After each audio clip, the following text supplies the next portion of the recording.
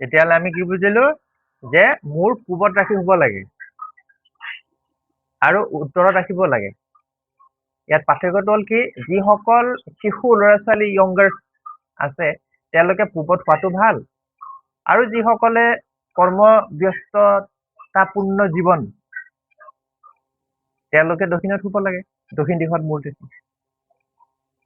ঠিক আছে, তেতিয়া কি হ'ব, সুনিদ্ৰা প্ৰাপ্তি হ'ব আৰু স্বাস্থ্য ভাল থাকিব, আৰু ইটোৱে জ্ঞান বৃদ্ধি কৰিব।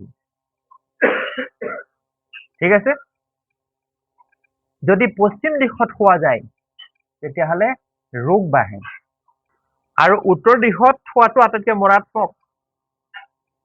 এইকাৰণে যদি উত্তৰ দিশত শুৱা যায় তেতিয়াহ'লে সমস্যা, বাধা, ৰোগ আৰু মৃত্যুৰ দিশত অগ্ৰসৰ হয়।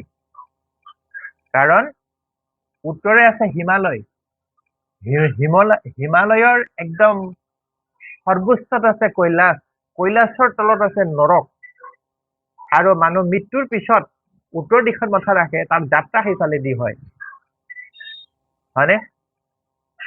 তাতেই গৈ পেলাই জীৱই কষ্ট ভোগ কৰে, নৰক যন্ত্ৰণা, পাপ তাতেই হ'ব, য'ত শ্মশান ভূমি থাকে। আৰু যদি চাইণ্টিফিক বেচিছত চোৱা যায়, কৈছে যে নৰ্থ পলটো হৈছে মেগনেটিক পল, তাত চুম্বকত্ব শক্তি তাতে বেছি,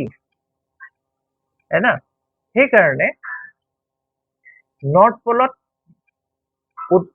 উত্তৰ মেৰু, সুমেৰুক কোৱা যায়, তাত মানুহ নাথাকে, আৰু একেবাৰে দক্ষিণ মেৰুতো মানুহ নাথাকে ঠাণ্ডাৰ কাৰণে। ঠিক আছে, সেই চুম্বকত্ব যদি উত্তৰ দিশত পোৱা যায় তেতিয়াহ'লে সেই চুম্বকত্ব শক্তিয়ে কি কৰে, ব্যক্তিক ব্লাড চাৰ্কুলেশ্যনটো এটা হৈছে কাৰেণ্ট বডিত, সেই বস্তুটো সি টানি তেতিয়া মূৰৰ ফালে লৈ আহিলে কি হ'ব, টেনচন হ'ব ল'ব, টোপনি নাহিবলৈ ল'ব, ৰোগ বাঢ়িবলৈ ল'ব, বেমাৰ বাঢ়িবলৈ ল'ব, আৰু লাহে লাহে কি হয়, তাক নৰকৰ ফালে টানি লৈ যাব। মুছলিমৰ কোনটো বেমাৰ নাই, কোনটোৰ লগত জিন নাই, কোনটোৱে তাবিজ পিন্ধা নাই, এইটো হৈছে চাইন্স। ইয়াত জাতি ভাষাৰ কোনো পাৰ্থক্য নাই, এইটো হৈছে চাইন্স।